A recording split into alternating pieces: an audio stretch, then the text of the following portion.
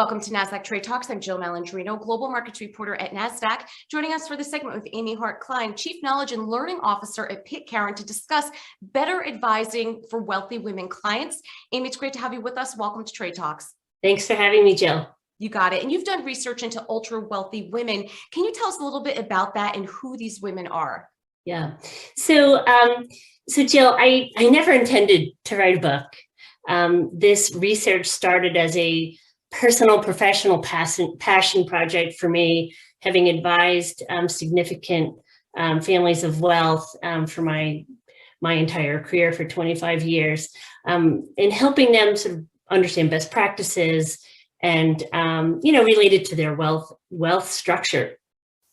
I've had a wonderful career supporting these families, but I observed that in working with female family leaders, they often sit in the shadows, and their silence bothered me.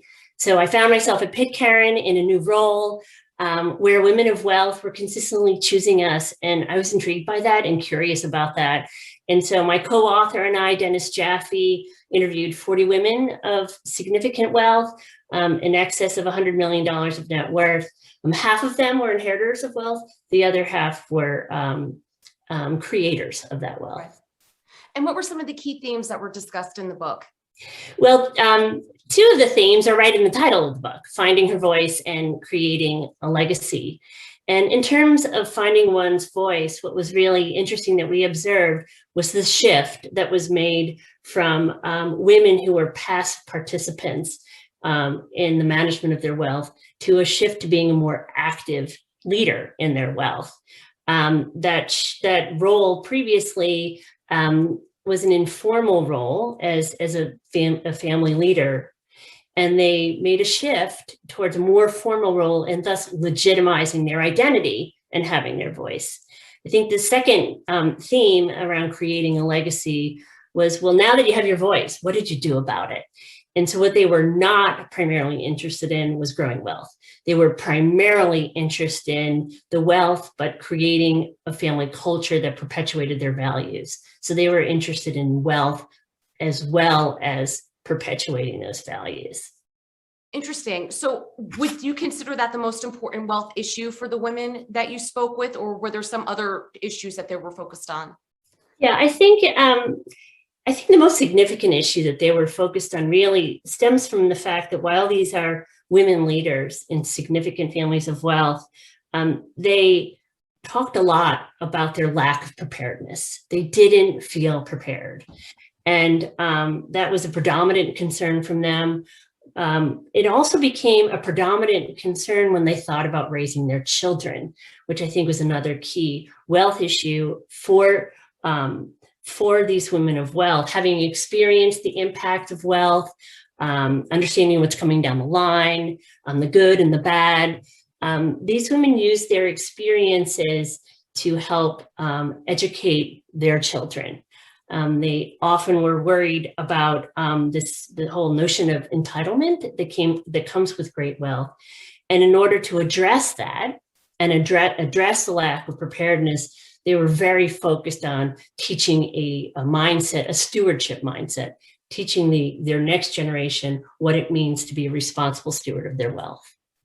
It's actually quite encouraging to hear. What were some of the biggest takeaways from interviewing these women of wealth? I think, one of the big takeaways that Dennis and I had experienced related to the wealth has to do with the women's role in being family culture innovators. And so what do I mean by that? So the women in our study, we found their roles about being connectors and bridge builders to be actually quite profound. They were tirelessly concerned about pulling the thread from financial capital to human and family capital. And so how are they going to do that? They were going to do that by leveraging their ability to be connectors in creating an inclusive and fair family culture. They focused quite heavily on opening paths to all family members, no matter one's role in the family. They were very intentional about supporting the family fairly, about healing rifts and collaborating and being a convener in order to support a healthy family culture. So they were very intentional about making a shift in what was oftentimes a patriarchal family culture to one that was more fair and inclusive. And finally, Amy, what are the top characteristics that ultra wealthy women look for when selecting a financial advisor? Yeah, I think this is a really interesting question, and it actually resulted in mixed reactions from the women we talked to. There were some that talked about the notable advocate and partner in supporting them in their family wealth. And then there were those who were actually quite disappointed and considered them legacy advisors, meaning advisors that they inherited from their husbands or their fathers.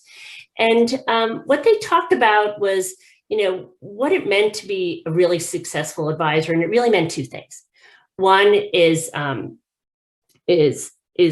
tapping an advisor who is committed to educating women on all aspects of their wealth. What are all of these wealth structures? And interestingly, what's the implication? What's the language that they need to understand in order to be a good family leader around their wealth? And then I think the second thing that these advisors who were deemed successful or great partners, what they did was really neat. They were very supportive in empowering women to make their own decisions. Rarely did these women seek an advisor who's going to make decisions for them.